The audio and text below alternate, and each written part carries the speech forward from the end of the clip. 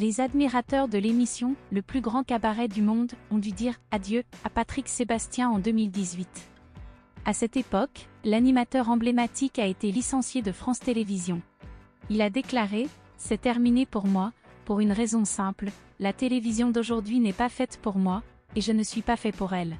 Ma télévision n'avait pas honte d'être populaire en 2021. » Depuis lors, Patrick Sébastien s'est principalement concentré sur une tournée de spectacles inspirés de « Le plus grand cabaret du monde » et a également écrit un livre intitulé « Vivre et renaître chaque jour ». L'ancien animateur a également fait face à un combat contre le cancer. Il a confié « Sur le plan de la santé, c'est un beau tsunami qui s'est abattu sur moi. Début 2022, j'ai été diagnostiqué d'un cancer du rein, non invasif, mais nécessitant une intervention chirurgicale rapide. Aujourd'hui, je vais bien », a-t-il détaillé lors d'une entrevue avec Gala en septembre 2022. Par ailleurs, Patrick Sébastien s'est également séparé de sa femme, Nana. Il a révélé « Avec Nana, nous vivons un modèle de séparation. Nous n'avons pas envie de divorcer. Elle reste un soutien. Nous continuons à travailler ensemble, elle s'occupe de ma maison de production », a-t-il partagé dans la même entrevue. Heureusement pour cet homme passionné par l'univers du spectacle, son activité professionnelle semble bien se dérouler.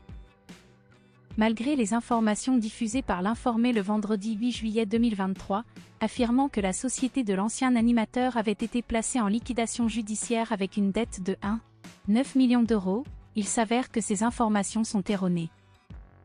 Le lundi 10 juillet 2023, Patrick Sébastien a pris la parole sur son compte Instagram pour réfuter toute implication dans cette liquidation. Effectivement, il convient de préciser que la société Looping, qui produisait l'émission « Le plus grand cabaret du monde », est effectivement en liquidation judiciaire. Mais il est important de noter que cette société ne fait pas partie des possessions de Patrick Sébastien. Dans une vidéo, il a tenu à rectifier cette information qui circulait sur les réseaux sociaux. Je voulais vous faire, par ce message, une petite rectification parce que j'ai vu passer sur les réseaux sociaux depuis 1 ou 2 jours une information selon laquelle ma société aurait fait faillite et qu'elle aurait des dettes. Je voulais vous dire que c'est absolument faux, a-t-il affirmé. Par la suite, Patrick Sébastien a apporté des précisions concernant la société de production en question. Il y a une société qui organisait la tournée du « plus grand cabaret du monde » qui s'appelle Looping, qui n'est pas la mienne, et qui effectivement a fait faillite. Mais moi je n'y suis pour rien.